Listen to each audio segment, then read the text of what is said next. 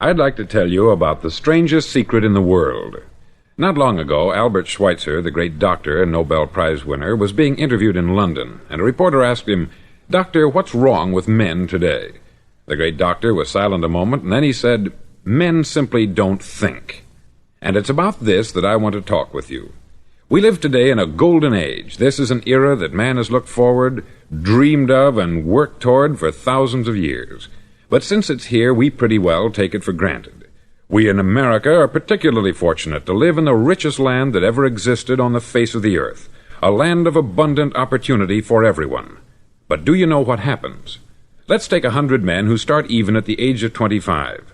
Do you have any idea what will happen to those men by the time they're 65? These 100 men who all start even at the age of 25 believe they're going to be successful. If you asked any one of these men if he wanted to be a success, he'd tell you that he did.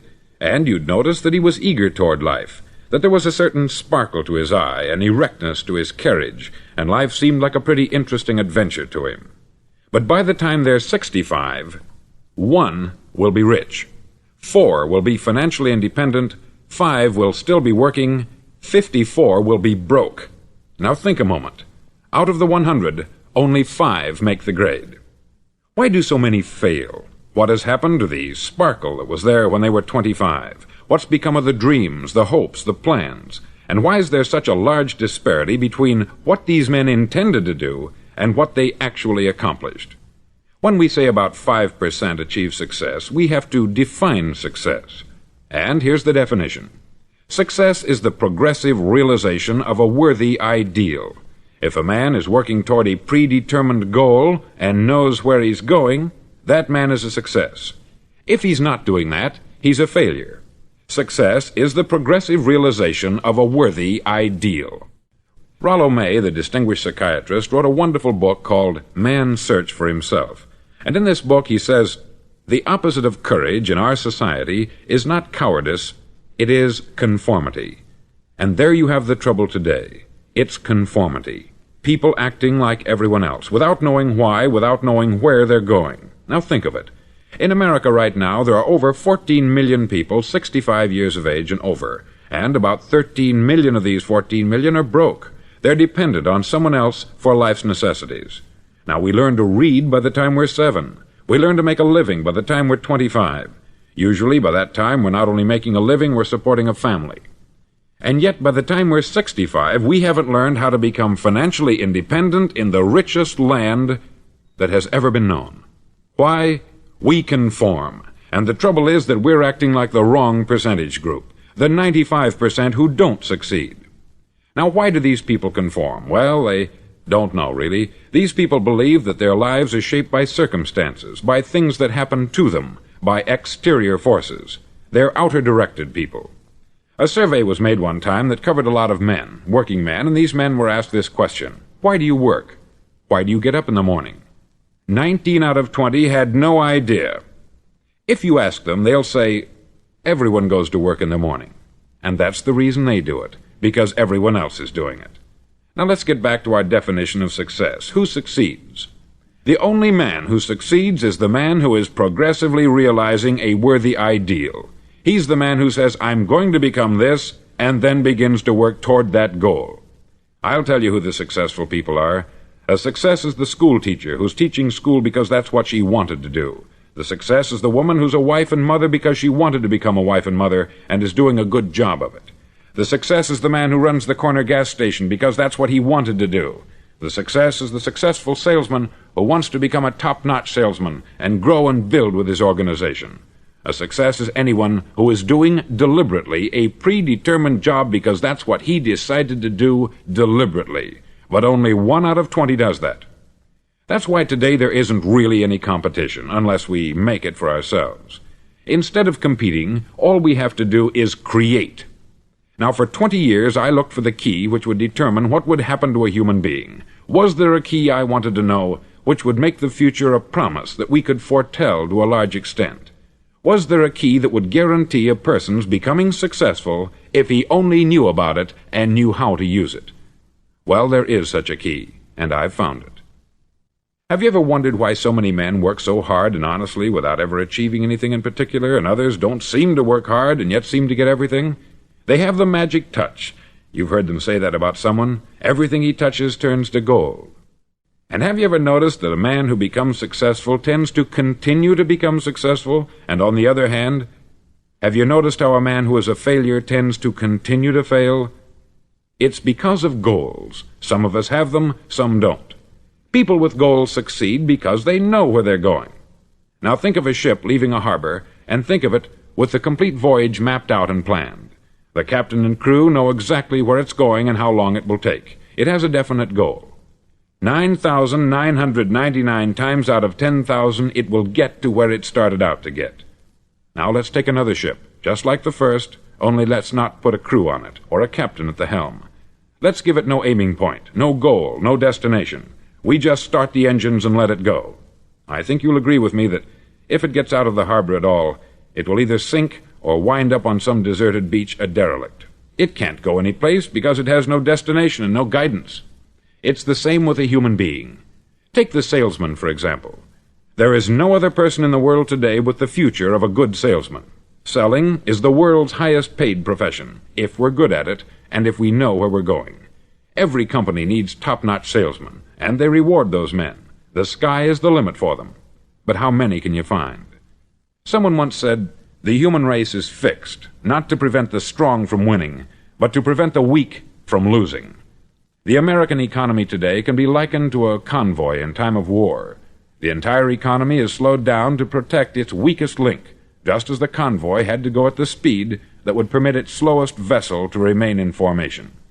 That's why it's so easy to make a living today. It takes no particular brains or talent to make a living and support a family today. So we have a plateau of so-called security, if that's what a person's looking for. But we do have to decide how high above this plateau we want to aim for. Now let's get back to the strangest secret in the world, the story that I wanted to tell you today. Why do men with goals succeed in life, and men without them fail? Well, let me tell you something which, if you really understand it, will alter your life immediately. If you understand completely what I'm going to tell you from this moment on, your life will never be the same again. You'll suddenly find that good luck just seems to be attracted to you. The things you want just seem to fall in line. And from now on, you won't have the problems, the worries, the gnawing lump of anxiety that perhaps you've experienced before. Doubt, fear, well, they'll be things of the past. Here's the key to success, and the key to failure. We become what we think about. Now let me say that again. We become what we think about. Throughout all history, the great wise men and teachers, philosophers and prophets have disagreed with one another on many different things. It is only on this one point that they are in complete and unanimous agreement. Listen to what Marcus Aurelius, the great Roman emperor, said. He said, "A man's life is what his thoughts make of it." Disraeli said this, "Everything comes if a man will only wait. I have brought myself by long meditation to the conviction that a human being with a settled purpose must accomplish it, and that nothing can resist a will that will stake even existence for its fulfillment." Ralph Waldo Emerson said this, "A man is what he thinks about all day long." William James said, "The greatest discovery of my generation is that human beings can alter their lives by altering their attitudes of mind." And he also said, "We need only in cold blood act as if the thing in question were real, and it will become infallibly real by growing into such a connection with our life that it will become real. It will become so knit with habit and emotion that our interest in it will be those which characterize belief." He also said this, "If you only care enough for a result, you will almost certainly attain it. If you wish to be rich, you will be rich. If you wish to be learned, you will be learned. If you wish to be good, you will be good. Only you must then really wish these things, and wish them exclusively, and not wish at the same time 100 other incompatible things just as strongly."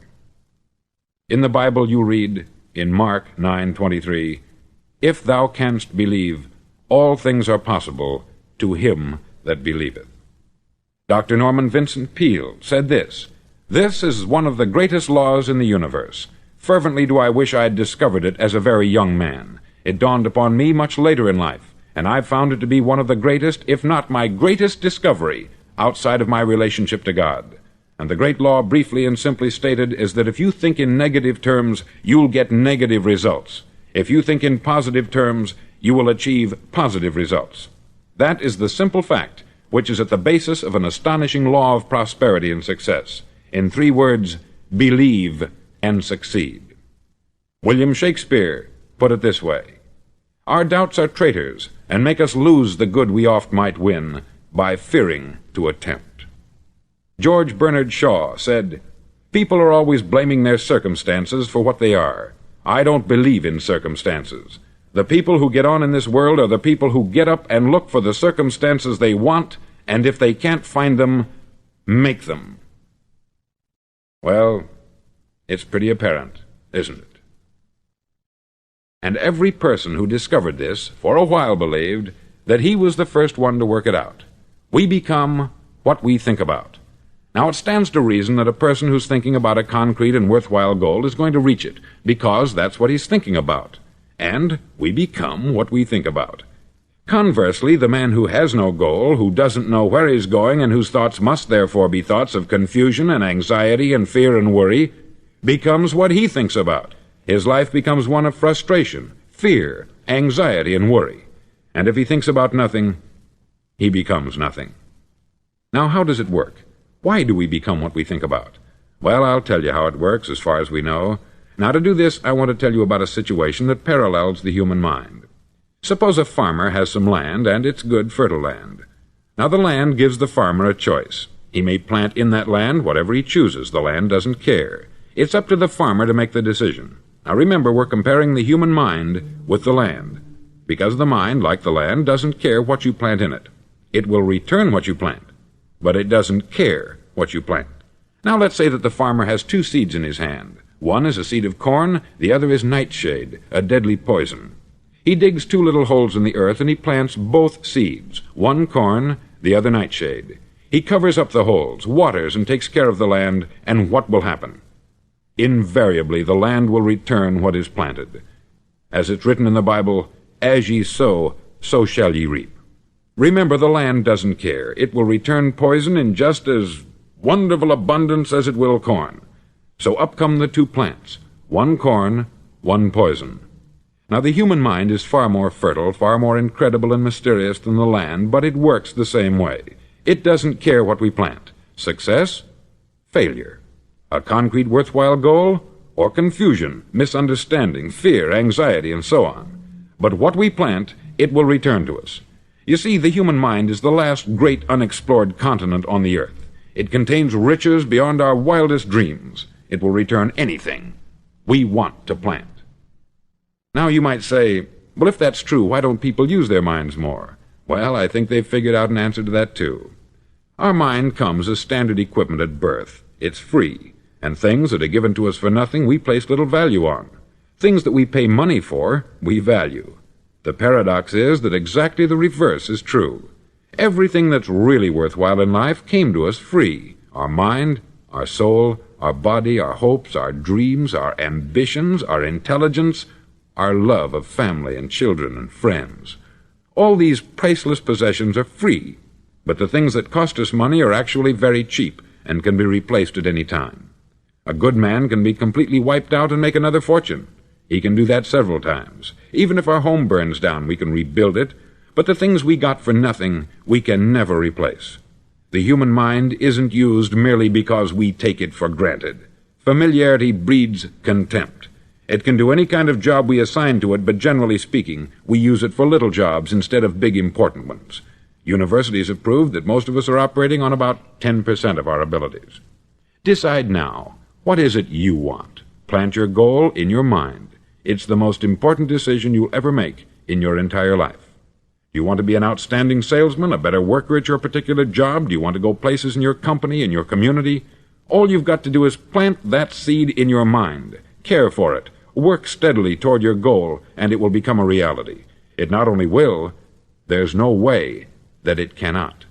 You see, that is a law, like the laws of Sir Isaac Newton, the laws of gravity. If you get on top of a building and jump off, you'll always go down. You'll never go up. And it's the same with all the other laws of nature. They always work. They're inflexible. Think about your goal in a relaxed, positive way. Picture yourself in your mind's eye as having already achieved this goal. See yourself doing the things you will be doing when you've reached your goal. Ours has been called the phenobarbital age, the age of ulcers and nervous breakdowns.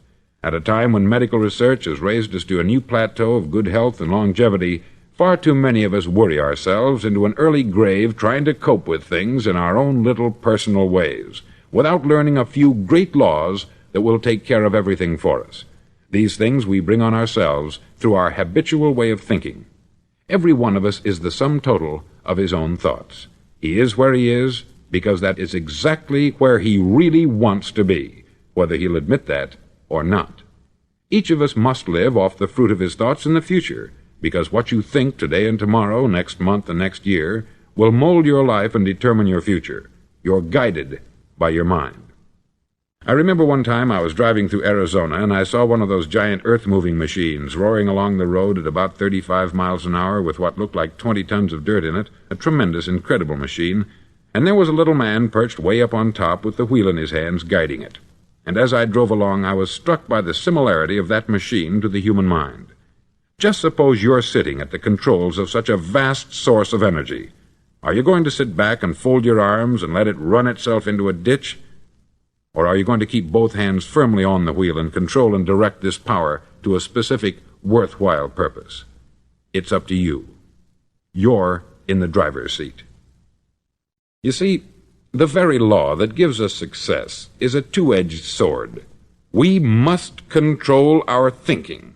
The same rule that can lead a man to a life of success, wealth, happiness, and all the things he's ever dreamed of for himself and his family, that very same law can lead him into the gutter. It's all in how he uses it, for good or for bad. This is the strangest secret in the world.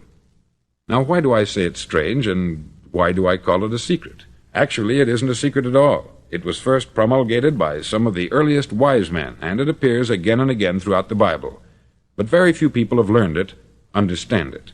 That's why it's strange, and why, for some equally strange reason, it virtually remains a secret. I believe that you could go out and walk down the main street of your town and ask one man after another what the secret of success is, and you probably wouldn't run into one man in a month who could tell you. Now, this information is enormously valuable to us, if we really understand it and apply it. It's valuable to us not only for our own lives, but the lives of those around us, our family, employees, associates, and friends. Life should be an exciting adventure. It should never be a bore. A man should live fully, be alive. He should be glad to get out of bed in the morning. He should be doing a job he likes to do because he does it well. One time I heard Grove Patterson make a speech, the editor-in-chief of the Toledo Daily Blade, and as he concluded his speech, he said something that I've never forgotten. He said something like this: "My years in the newspaper business have convinced me of several things, among them that people are basically good, and that we came from someplace, and we're going someplace. So we should make our time here an exciting adventure. The architect of the universe didn't build a stairway leading nowhere." And the greatest teacher of all, the carpenter from the plains of Galilee, gave us the secret time and time again. "As ye believe, so shall it be done unto you." I've explained the strangest secret in the world and how it works. Now I want to explain how you can prove to yourself the enormous returns possible in your own life by putting this secret to a practical test. I want you to make a test that will last 30 days. Now, it isn't going to be easy. If you'll give it a good try, it will completely change your life for the better. Back in the 17th century, Sir Isaac Newton, the English mathematician and natural philosopher, gave us some natural laws of physics which apply as much to human beings as they do to the movement of bodies in the universe. Now, one of these laws is that for every action, there is an equal and opposite reaction. Simply stated, as it applies to you and me, it means we can achieve nothing without paying the price. The results of your 30-day experiment will be in direct proportion to the effort you put forth. To be a doctor, you must pay the price of long years of difficult study. to be successful in selling, and remember that each of us succeeds to the extent of his ability to sell, selling our families on our ideas, selling education in schools, selling our children on the advantages of living the good and honest life, selling our associates and employees on the importance of being exceptional people, to, of course, the profession of selling itself. But to be successful in selling our way to the good life, we must be willing to pay the price. Now, what is that price? Well, it's many things. First, it's understanding emotionally, as well as intellectually, that we literally become what we think about, that we must control our thoughts if we're to control our lives. It's understanding fully that, as ye sow, so shall ye reap. Secondly, it's cutting away all the fetters from the mind and permitting it to soar as it was divinely designed to do. It's the realization that your limitations are self-imposed, and that the opportunities for you today are enormous beyond belief. It's rising above narrow-minded pettiness and prejudice.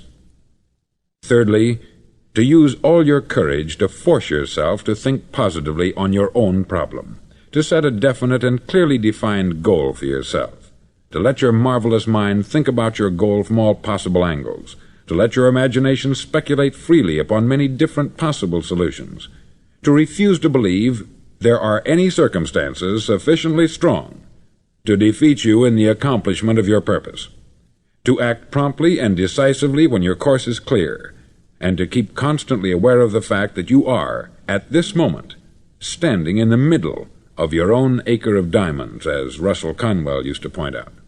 Fourth, save at least 10% of what you earn.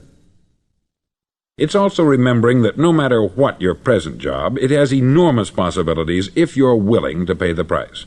Now let's just go over the important points in the price each of us must pay to achieve the wonderful life that can be ours. It is, of course, worth any price. 1. You will become what you think about. 2. Remember the word imagination. Let your mind soar. 3. Courage. Concentrate on your goal every day. 4. Save 10% of what you earn. And action. Ideas are worthless unless we act on them. Now I'll try to outline the 30-day test I want you to make. Now keep in mind that you have nothing to lose by making this test, and everything you could possibly want to gain. There are two things that may be said of everyone. Each of us wants something, and each of us is afraid of something. I want you to write on a card what it is you want more than anything else. It may be more money. Perhaps you'd like to double your income or make a specific amount of money. It may be a beautiful home. It may be success at your job. It may be a particular position in life. It could be a more harmonious family. Each of us wants something. Write down on your card specifically what it is that you want. Make sure it's a single goal and clearly defined. You needn't show it to anyone, but carry it with you so that you can look at it several times a day. Think about it in a cheerful, relaxed, positive way each morning when you get up, and immediately you have something to work for, something to get out of bed for, something to live for. Look at it every chance you get during the day and just before going to bed at night. As you look at it, remember that you must become what you think about, and since you're thinking about your goal, you realize that soon it will be yours. In fact, it's yours really the moment you write it down and begin to think about it.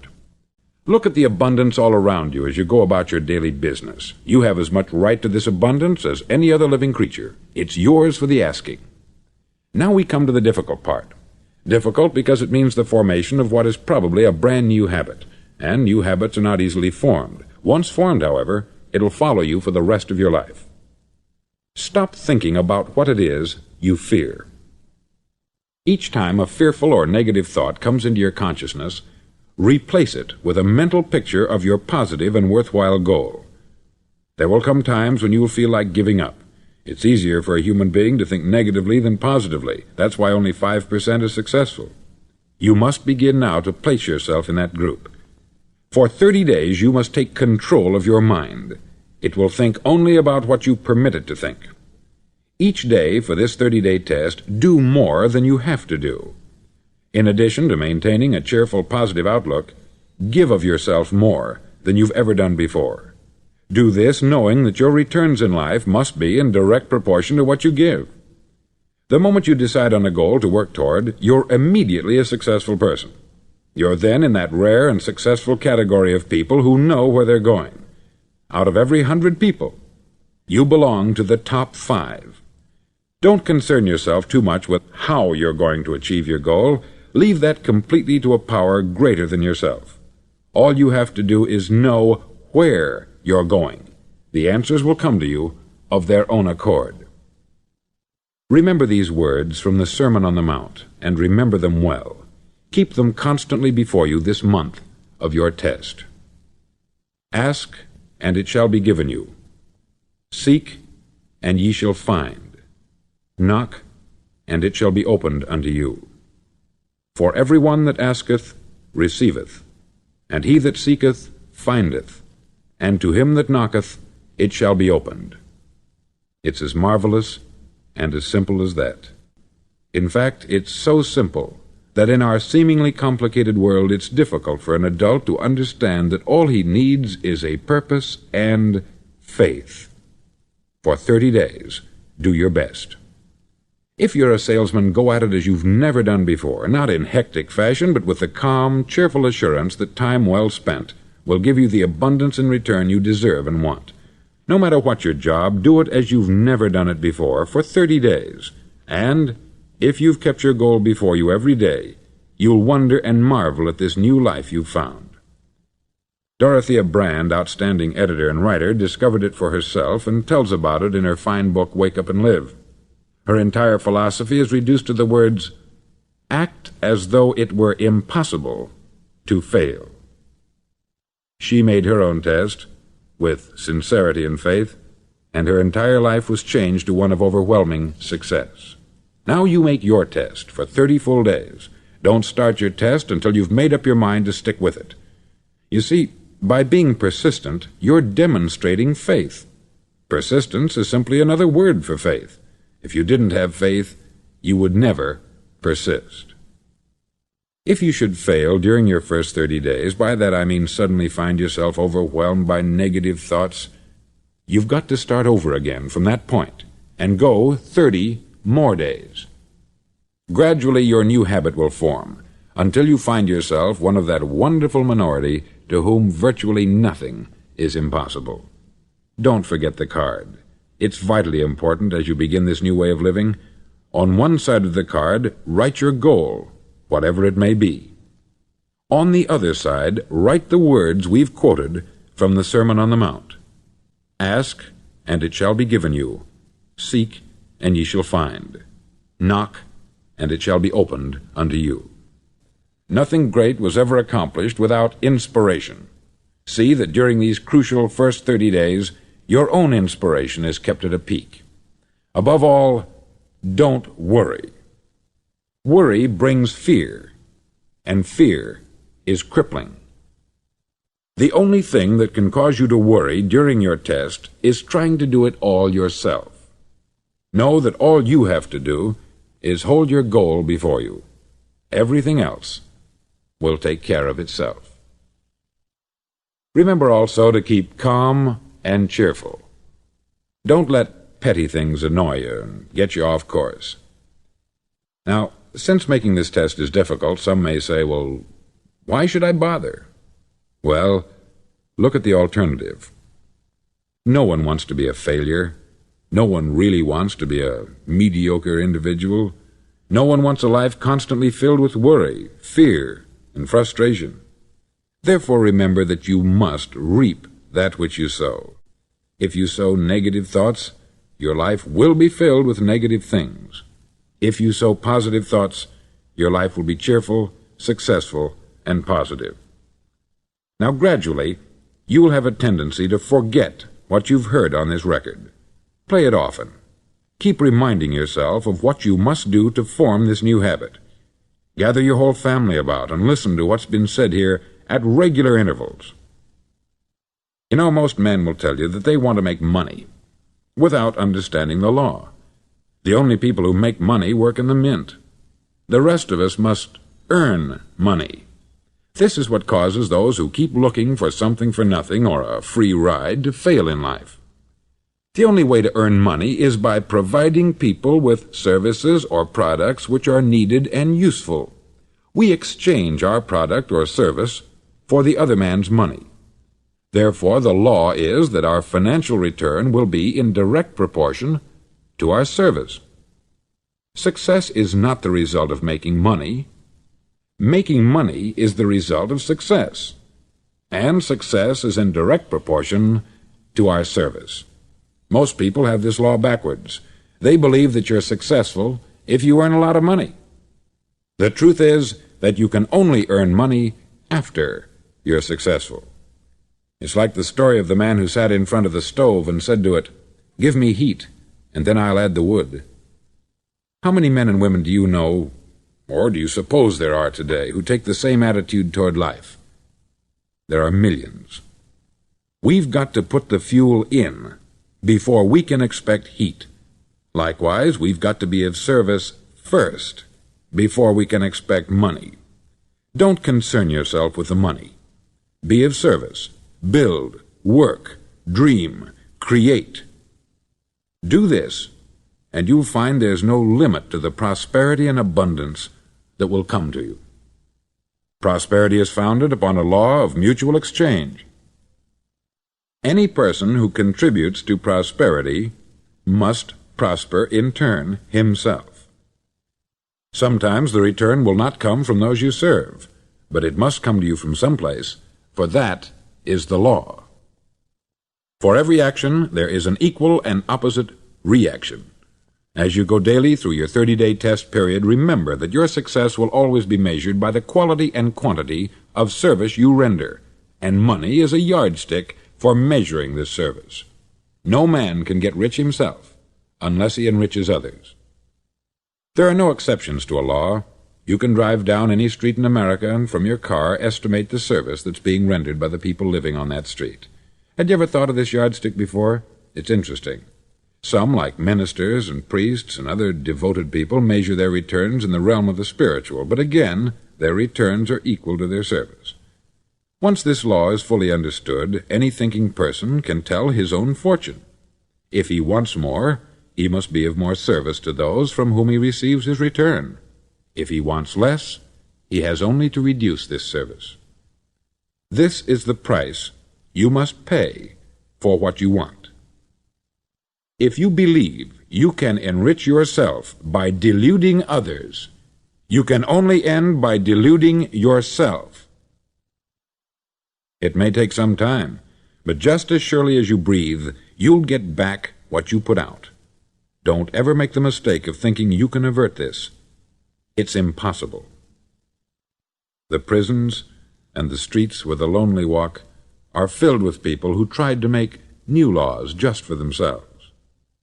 We may avoid the laws of man, but there are greater laws that cannot be broken. An outstanding medical doctor recently pointed out 6 steps that will help you realize success. 1. Set yourself a definite goal. 2. Quit running yourself down. 3. Stop thinking of all the reasons why you cannot be successful, and instead think of all the reasons why you can. 4. Trace your attitudes back through your childhood and try to discover where you first got the idea you couldn't be a success, if that's the way you've been thinking. 5. Change the image you have of yourself by writing out a description of the person you would like to be. And 6. Act the part of the successful person you have decided to become. The doctor who wrote those words is a noted West Coast psychiatrist, David Harold Fink, M.D. Do what all experts since the dawn of recorded history have told you you must do. Pay the price by becoming the person you want to become. It's not nearly as difficult as living unsuccessfully. Make your 30-day test. Then repeat it. Then repeat it again. Each time it will become more a part of you until you'll wonder how you could ever have lived any other way. Live this new way, and the floodgates of abundance will open and pour over you more riches than you may have dreamed existed. Money? Yes, lots of it. But what's more important, you'll have peace. You'll be in that wonderful minority who lead calm, cheerful, successful lives. Start today. You have nothing to lose, but you have a life to win.